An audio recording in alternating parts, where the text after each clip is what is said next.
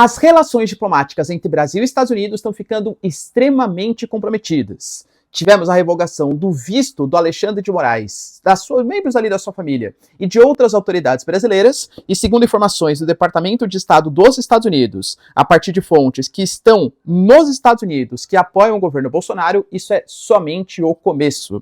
Lembrando que as ameaças, segundo essas informações, estão desde não acontecer processo eleitoral em 2026, cortar sistema de GPS e aplicação da lei Magnitsky, não só contra Alexandre de Moraes, mas contra outras autoridades brasileiras. A gente tem ainda a investigação da seção 301 do comércio americano, que pode punir o Brasil por conta do PIX, por conta da 25 de março, dentre outras questões.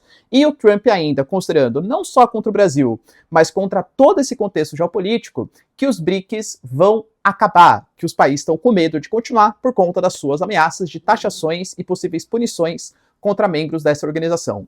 Mas e aí, como será que o Brasil vai responder, hein? A gente já tem alguns indicativos a partir de informações ouvidas de fontes do Itamaraty.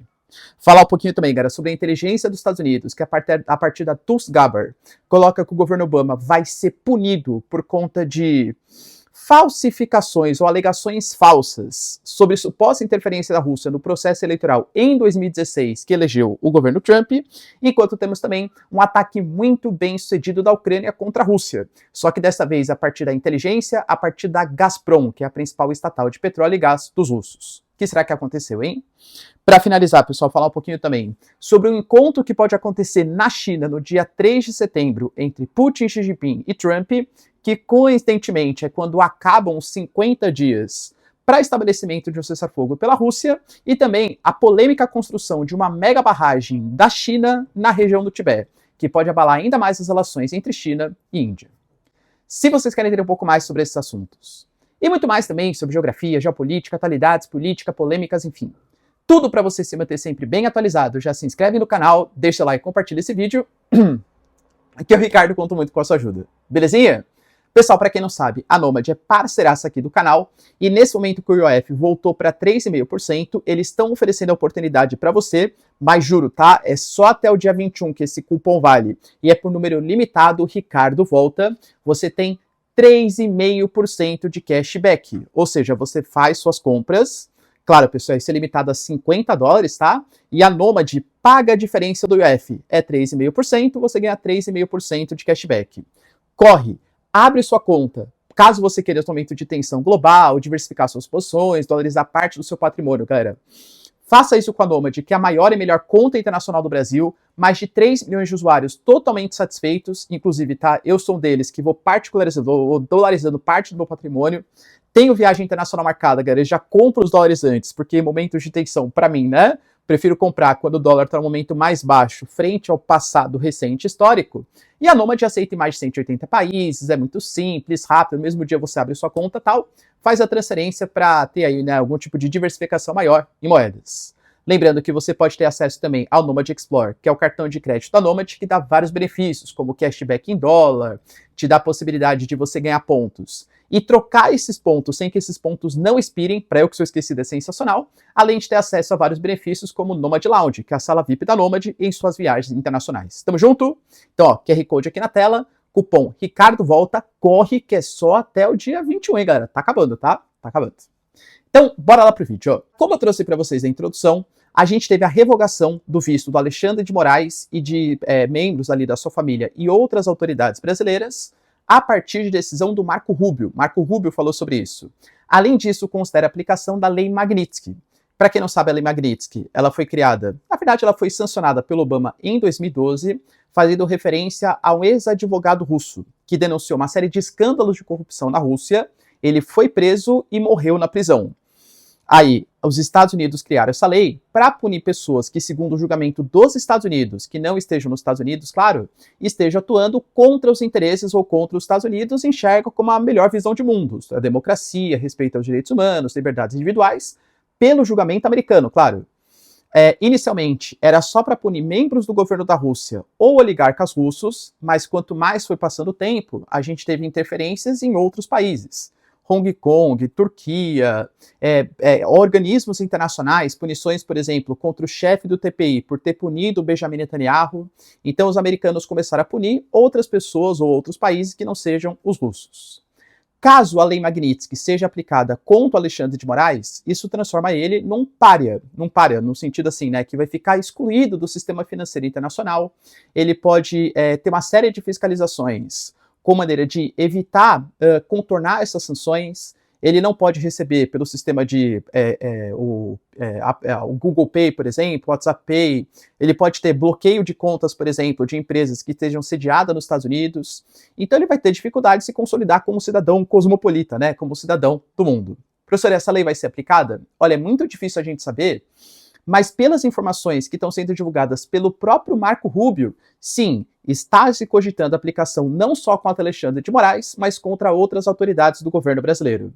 Segundo fontes que são apoiadoras do governo Bolsonaro e que estão mediando junto ali ao Eduardo Bolsonaro, ao Paulo Figueiredo, que estão conversando com congressistas, ministros dos Estados Unidos, para aplicações dessas sanções, é só o começo. Segundo, as informações, a revogação de vista é só o começo e teremos uma longa semana a partir do dia 21, porque outras sanções devem ser aplicadas, não somente contra essas autoridades, mas também contra o Brasil, segundo o Departamento de Estado dos Estados Unidos, ouvindo fontes nos Estados Unidos que apoiam o governo Bolsonaro. Professor, mas quais são essas outras sanções, né? Então, possivelmente, isso tudo especulações com fontes ouvidas nos Estados Unidos. Por enquanto, as sanções estão em 50%, na prática elas podem ir para 60%, porque o Brasil faz parte dos BRICS, e o Trump prometeu que ia sancionar em 10% o país que fazem parte dos BRICS. Ou seja, 50% por ser o Brasil, mais 10% por fazer parte dos BRICS. Mas cogita-se que pode aumentar para 100%. Se 50% já dificulta muito o comércio com o nosso segundo maior parceiro comercial, imaginem 100% de tarifas. Praticamente inviabiliza o comércio entre os dois países, ou pelo menos a entrada de produtos brasileiros no mercado americano. Café, suco de laranja, peças de aviões da Embraer, que está extremamente comprometida, a exportação, por exemplo, de carne, ferro, óleo bruto, né, petróleo, ou seja, o mercado americano, claro que é um mercado importante. Cogita-se, por exemplo, sanções que vão não só dos Estados Unidos, mas de outros países da OTAN. Aí não sei, cara, se de fato isso vai ser considerado, porque a OTAN não tem um pensamento nisso, e na verdade, até o contrário ao pensamento do Trump. Quando a gente pega, por exemplo, a Alemanha, o presidente do Banco Central alemão reclamou que as sanções dos Estados Unidos podem provocar uma recessão na economia alemã. É 30% na União Europeia. O Canadá, por exemplo, está cogitando também, para depender menos do mercado americano, fechar um acordo de livre comércio com o Mercosul. Então é fato, essas tarifas, essas barreiras, elas fazem com que os países busquem outros mercados, até mesmo eventualmente o mercado chinês. E percebam que essa questão de ser uma perseguição contra o Bolsonaro, enfim, meu canal não é de política, é de geopolítica, né? Quer você concorde, quer você não, é uma coisa muito dos Estados Unidos. Eu não vejo declarações de países europeus, por exemplo, criticando a possível prisão do Bolsonaro, enfim, né? Até por considerar possivelmente uma ingerência em assuntos que não competem às autoridades europeias. Pô, se é ou não, isso é um problema do Brasil. A gente tem, galera, as eleições brasileiras tiveram, né, fiscalizações internacionais, é diferente do caso da Venezuela, por exemplo, que não teve organismos internacionais, teve uma série de boicotes, é um processo diferente. Então a União Europeia ou os outros membros da OTAN talvez não considerem aplicar sanções contra o Brasil, mas os americanos falam, né, que podem cogitar. Não. Ah, professor, mas eu vi o Mark Rutte falando de 100%, mas aí são casos diferentes. Aí é porque o Brasil estaria apoiando a Rússia na guerra contra a Ucrânia, não por conta de uma possível falta de democracia no Brasil. Além disso, cogita-se também o desligamento do GPS. Pelo menos é o que parte ali, né, dos aliados do governo Bolsonaro estão colocando. Professor, isso pode acontecer? Na prática, o GPS ele é um serviço de utilidade pública global. E convenhamos, galera, que até nações como, por exemplo, Irã, Iraque, Coreia do Norte, se quiserem, talvez não utilizem, mas podem utilizar. Pode ser feito bloqueio? Pode. São satélites que, galera, convenhamos, pertencem aos Estados Unidos. E que, aliás, mostrem como numa época tão avançada, satélite, né, o sistema de GPS, é utilizado para transporte, aviação, logística, agricultura de precisão, previsão do tempo, tudo depende ali, né, do sistema de satélites, inclusive do GPS. ficar na mão de outro país é extremamente complicado. Não porque é os Estados Unidos, se fosse a China, se fosse a Rússia também. É falta de soberania nacional, de fato. Mas assim, seria uma coisa inédita. Os americanos nunca fizeram esse tipo de ação contra outro país. Fariam contra o Brasil e não fizeram contra os norte-coreanos? Só se eles quisessem dar um exemplo muito grande para o mundo, né? Ah, professor, fique tranquilo, porque existem alternativas. Claro que existe. A gente tem o sistema Galileu da União Europeia, o GLONASS, por exemplo, da Rússia, o Beidou, por exemplo, da China, mas são todos sistemas, de novo, eu não sou especialista, que demoraria um certo prazo para conseguir fazer esse transporte, vai de usar o sistema americano para o sistema dos outros países, além do que, eu diria que talvez a precisão, pelo menos em curto prazo, não fosse tão grande quanto os sistemas americanos. Ou seja, a gente depende dos Estados Unidos. Eu, particularmente, não acho que vá desligar o GPS, e pelo menos em mídias sérias, ouvindo fontes nos Estados Unidos, eu não vi nada sobre o tema. Mas que, de fato, mostra como o Brasil depende muito dos Estados Unidos, isso, de fato, depende. Será, galera, que pode chegar nesse ponto? Porque, assim, a gente já teve momentos de tensão entre Brasil e Estados Unidos. Por exemplo, a própria questão de 64, por exemplo, da queda do João Goulart e a ascensão do regime da ditadura militar. Isso foi financiado pelo governo americano, foi uma ingerência externa. A gente teve, por exemplo, Jimmy Carter, presidente dos Estados Unidos, vendo as ações do governo brasileiro durante a ditadura, punindo o Brasil, inclusive sancionando, rompendo relações militares com o governo brasileiro. O Reagan, por exemplo, ele baseado na lei de informática, também puniu o Brasil. O Brasil, por exemplo, aí no caso, né, entrou na OMC no começo dos anos 2000, alegando protecionismo agrícola dos Estados Unidos, e ganhamos a causa. Em 2013, por exemplo, foi revelado, a partir do Wikileaks, que os americanos grampeavam as autoridades brasileiras, inclusive a própria presidente Dilma, na época, né? E não só a Dilma, mas os governos anteriores também. Ou seja, foram todos pontos de tensão. Mas nesse momento o que eu percebo é que não tem uma predisposição de conversar. Querendo ou não, por exemplo, teve a informação da CNN que o Brasil, quando foi anunciado a suspensão do visto, tentou, a partir da sua embaixadora, conversar com as autoridades americanas e o governo americano não quis conversa. Está suspenso e novas sanções podem ser aplicadas contra o governo brasileiro. Ou seja, é um momento, cara, de grande tensão. E eu diria, né, que o Trump, pelas informações locais, quando viu que depois que ele mandou a carta, teve a tornozeleira eletrônica contra o Bolsonaro e as ações, considerou isso como uma coisa pessoal. E talvez até possa estar querendo utilizar o Brasil como exemplo do que não deve fazer, né, ou do que como os americanos podem sancionar ou fazer algum tipo de prática contra o país. Eu trouxe para vocês isso ontem, né? Que se fosse só pela questão comercial, eu duvido muito que os Estados Unidos manteriam essa tarifa de 50%, porque não faz sentido. Que é reindustrializar os Estados Unidos, taxando o nosso café, taxando o nosso ferro, taxando o nosso óleo. Entende? Não faz sentido. Mas como a coisa escalou para uma questão política, talvez o Brasil possa ser utilizado como exemplo para os outros países. O Brasil, por enquanto, por informações oficiais, a gente tem ministros ali sugerindo algum tipo de reciprocidade, né, contra o território brasileiro, aliás, com o território americano, com a restrição, por exemplo, de vistos para autoridades americanas, ou até mesmo levar os Estados Unidos para a OMC, ou para outras cortes que julguem questões de ingerência externa. A ONU, por exemplo, talvez o Conselho de Segurança, ou outros organismos internacionais. Então o Brasil está cogitando, sim, algum tipo de resposta.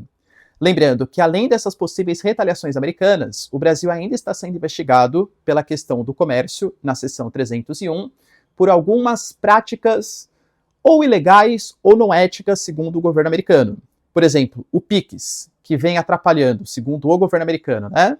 Empresas também como o Apple Pay, como o Google Pay, como o WhatsApp Pay, os sistemas americanos, a Visa e Mastercard, por exemplo, que são cartões americanos, e foram atrapalhados pelo PIX. A Indonésia também tem um sistema parecido, e os americanos criticam demais esse sistema. A questão, por exemplo, da propriedade intelectual, a gente teve até um protesto na 25 de março, por exemplo, porque o Trump colocou ali na cartinha, né, que a Galeria Pagé, a Feirinha da Madrugada, 25 de março, estavam roubando a propriedade intelectual. E aí na 25 de março, Trump, sai daqui, não mexa com a nossa 25 de março, não mexa com o nosso PIX e por aí vai. E aí, os americanos podem utilizar essas justificativas, eles falaram de questão ambiental, de combate à corrupção, dentre outras coisas, como justificativas para sancionar ainda mais o governo brasileiro. Se no começo eu achei que as tarifas não iriam para frente, porque focava muito na questão comercial e na minha questão não tinha muito sentido, politicamente a coisa está escalando de uma maneira perigosa. Além disso, tivemos também o governo Trump anunciando, na verdade, fazer uma declaração bastante contrária aos BRICS, colocando que os BRICS vai acabar rapidamente se tentarem se unir contra o dólar. Ele até colocou, olha, eu falei, por exemplo, que ia taxar em 10% os países que fizessem parte dos BRICS, e por conta disso tivemos uma reunião extremamente esvaziada. E de fato, eu não sei se foi pela ameaça dele, mas o Xi Jinping não compareceu, o Pezeshkian do Irã não compareceu, aí não por conta dele, claro, né? O Putin não compareceu, também não foi por conta dos Estados Unidos, mas não compareceu. O Erdogan, por exemplo, não compareceu. A Cláudia Sheinbaum não compareceu do México. E realmente as principais lideranças não compareceram a essa cúpula dos BRICS. O Trump atribui a ele essa não ida das autoridades. Cara, é difícil a gente saber, tá? Ele falou que nesse momento ele está comprometido em preservar a liderança global da moeda, ou seja, do dólar, e fala que quando ele ouviu falar desse BRICS, cara, convenhamos que também, né? Sabe quando você não gosta muito da pessoa? Quem é? Ah, aquele BRICS lá, né? Pô, até parece que não conhecia o BRICS, né? Por favor, né? Mas, ó, quando eu ouvi falar desse BRICS, basicamente 6 países, fiquei muito chateado. Se eles realmente se formarem de forma muito significativa, isso acabará muito rápido. Não podemos deixar que ninguém brinque com a gente, com o nosso dólar. Seria equivalente a perder uma guerra. Ou seja, continua falando, os BRICS serão eliminados. Professor, você acha que isso vai acontecer? Duvido muito. Os BRICS hoje já ganham uma dimensão muito grande. A gente está falando de um BRICS que hoje controla mais da metade da população mundial, se for contar com os membros parceiros, que já controla hoje mais da metade da economia mundial, se for contar com os membros parceiros. Países muito importantes, como China, como Índia, como Rússia, como Brasil, como Indonésia, países parceiros como a Turquia, por exemplo, vai sancionar todo mundo? E são países que estão discutindo, de fato, uma proposta não exatamente de desdolarização, mas de maior utilização das moedas nacionais para evitar ficar muito na mão dos Estados Unidos e possivelmente sofrer com essas sanções. Aliás, acho que é um exemplo bem prático, né? Se a gente só tem o dólar como moeda alternativa, a gente pode ser excluído do sistema SWIFT de comunicação interbancária. A gente pode ter ativos dolarizados congelados. Entende? Que isso pode ser uma possível punição. Então o Brasil prega esse momento de desdolarização da economia mundial para maior autonomia e para a criação de outras reservas estratégicas e de uma menor dependência dos Estados Unidos. Mas o Trump deixou bem claro, o BRICS vai acabar. Eu particularmente não acredito nisso. O BRICS ele surgiu a partir do Jim O'Neill, né? Um economista colocando que Brasil, Rússia, Índia e China eram os países do século XXI, um país emergente, país baleia, com muita população, muito comércio e tal. Eles convidaram a África do Sul, criaram o NDB, o Banco de Desenvolvimento dos BRICS, né? Hoje existem países que, por exemplo, a Colômbia, entraram no NDB sem entrar nos BRICS, para ser uma alternativa ao FMI e ao próprio Banco Mundial, e cada vez mais eles se consolidam como a voz dos países emergentes. Eu duvido muito que os americanos tenham capacidade de combater os BRICS. A tendência, inclusive, é de expansão, pela busca de novos mercados, até porque a política do Trump leva a isso, pelo menos do ponto de vista comercial.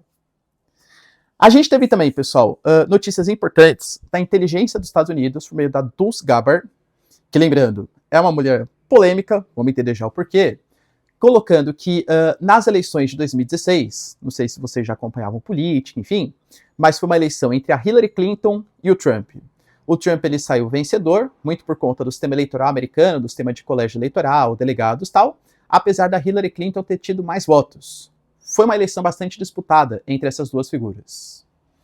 Saíram informações por parte da inteligência americana na época que o governo americano ou membros do governo americano estavam em contato com membros do governo russo e que a Rússia, por meio de fazendas de bots, campanhas de desinformação, teria interferido no processo eleitoral, favorecendo o Trump e desfavorecendo a Hillary Clinton. A Tulsi Gabbard falou que isso é mentira e que o governo americano na época fez esforços para fabricar informações de que a Rússia interferiu no processo eleitoral, tanto que ela encaminhou para o Departamento de Justiça dos Estados Unidos documentos que comprovam essa tese, alegando que o vazamento para a imprensa de dados não comprovados, incluindo o relato de que membros da CIA teriam ligações com a Rússia, é altamente fundado e foi produzido para prejudicar as eleições que foram legítimas, segundo, claro, a inteligência dos Estados Unidos. Vamos lembrar, né? A Tulsi Gabbard faz parte do governo Trump, então é óbvio que ela talvez tenha atitudes mais favoráveis ao governo Trump. Mas, além disso, a Tulsi Gabbard, quando ela foi indicada, foi uma indicação altamente controversa. Por quê? No conflito entre Rússia e Ucrânia, ela já deu uma série de declarações muito mais pró-Rússia, ou talvez com uma visão que não agrade muito os democratas. Já elogiou Putin, a maneira como ele lida com as questões políticas, criticou a Ucrânia por não ter feito um acordo com os russos, que cedesse terras para o governo russo. Então muita gente acusa ela de ser pró-Rússia. Então esse tipo de declaração, claro, que é bom para o Trump e bom para a Rússia. Ah, professor, quer dizer que ela está mentindo? Não sei, tá, não sei. Só estou repassando aqui as informações para vocês. Mas, de fato, eu diria que o Obama também pode se complicar nos Estados Unidos. A gente teve também, pessoal, ataque super importante que a Ucrânia fez contra a Rússia. E dessa vez, não no sentido militar da coisa. A Rússia continua fazendo ataques. E, aliás, penso eu que vai aumentar o grau de ataque até daqui 50 dias, que é, tá acabando já, né? Menos uns 45 dias, que é o prazo que o Trump deu para ele.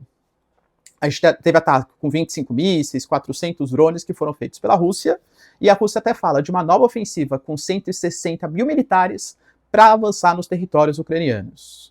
Mas a Ucrânia, ela atacou num sentido mais problemático dos russos. A União Europeia, por exemplo, aprovou o 18º pacote de sanções contra os russos, que coloca teto no preço do barril de petróleo, por exemplo, anunciou sanções ao sistema bancário russo, a países, por exemplo, sistema bancário chinês que negocia com os russos, sanções bem pesadas contra a Rússia, é fato. E a Ucrânia agora, e tudo isso por conta da compra de combustíveis fósseis. E agora a Ucrânia fez um ataque contra a Gazprom, que é a estatal de petróleo russa, responsável pela extração, refino e distribuição de gás e de petróleo. Esse ataque, ele comprometeu, né, segundo as informações, tá? Foi o resultado de uma operação cibernética, os registros de contratos, cronograma, tarifas, tudo da empresa foi destruído, incluindo dados sobre quem e quanto de gás e de petróleo sairiam para serem fornecidos para vários países do mundo. Ou seja, uma atuação direta na principal estatal de petróleo, que é, ou de gás, de combustíveis fósseis, que sustenta os russos. Muito possivelmente a Gazprom, ela vai ter dificuldade, ou vai demorar um pouquinho para se restabelecer, e isso pode trazer um impacto econômico aí para a Rússia. Além disso, galera, o dia 3 de setembro, ele é marcado pelos chineses como o Dia da Vitória. E percebam, né? O Ocidente considera o Dia da Vitória na Segunda Guerra Mundial um dia, os russos consideram outro, os chineses consideram outro. A China considera o Dia da Vitória como dia 3 de setembro, porque o Japão se rende na Segunda Guerra no dia 15 de agosto, e aí as forças japonesas só foram de fato se retirar da China no dia 3 de setembro. Ou seja, é o Dia da Vitória, segundo a visão chinesa, da Segunda Guerra Mundial. A China, ela faz um desfile para comemorar os 80 anos, né, dessa vitória. Convidou Putin, Putin vai, e convidou o Trump. O Trump ainda, na verdade, vai convidar, né? E o Trump, pelas informações, está disposto a ir no desfile da vitória. Ou seja, a gente pode ter no dia 3 de setembro, coincidentemente, bem no dia, ou próximo do dia que acaba ali o prazo dos 50 dias que ele deu para o Putin fazer um cessar-fogo na Ucrânia, uma reunião presencial entre Xi Jinping, Putin e Trump. Será que vai rolar, galera? E para finalizar, a gente teve também a informação que a China está construindo uma mega barragem, um projeto, pessoal, bilionário, mais de 100 bilhões de dólares, em uma mega estrutura no Tibete. Barragens, tanto para represamento de água quanto para geração de energia. Qual é a polêmica envolvida aí? A gente sabe que o Tibete é uma região que se diz autônoma, inclusive com apoio dos indianos. O próprio Dalai Lama, por exemplo, alega que ele governa o Tibete, só que ele está exilado na Índia, fazendo essa governança à distância. A China, claro que não reconhece, além do que a fronteira entre China e Índia, que fica próxima ali da região do Tibete, é altamente militarizada, ou seja, existem disputas regionais graves entre os dois países. Essa mega barragem, ela pode trazer uma série de impactos ambientais e sociais no Tibete, o que prejudicaria a população local, que é apoiada pelos indianos, além de represar parte da água, que também é destinado para a Índia. Ou seja, prevejo problemas, tanto por impactos na região do Tibete, quanto pela questão do fornecimento de água para os indianos, que também parte de nascentes que tem naquela região. Provar pouco é bobagem, né? Talvez tenhamos mais um conflito aí entre chineses e indianos. Belezinha, pessoal? Deu para entender os principais acontecimentos? Se vocês curtiram o vídeo, então, ó, já deixa o like, se inscreve no canal. Tamo junto, beijos, abraços e tchau, tchau.